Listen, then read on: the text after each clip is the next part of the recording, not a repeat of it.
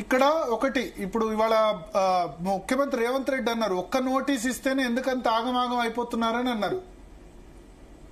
మాకేం ఆగమాగం, వాళ్ళకి ఆగమాగం, దొంగలకు దొంగయావా, మాకేమది మంచిగా నవ్వుకుంటా పోయినా నేనేం ఆగమాగం అయితే ఆగమైతుంది వాళ్ళు.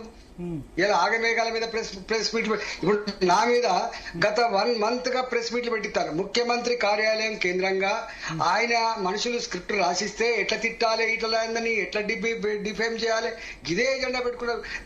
మీ ముఖాలకు మీరు డిఫేమ్ చేస్తే అయితే నేను నా చరిత్ర 25 సంవత్సరాలుగా ప్రజల కళ్ళ ముందు కదలాడుతున్నది కదా. మాకు ఈ దొంగ చరిత్ర లేదు, డబ్బులు వసూలు చేసే చరిత్ర లేదు, కమిషన్ చరిత్ర మాకు లేదు.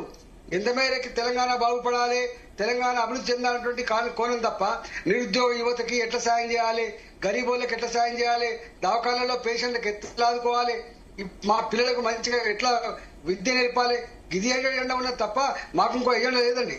అదే ఇప్పుడు మహేష్ గౌడ్ ఆరోపణ చేశారు మీరు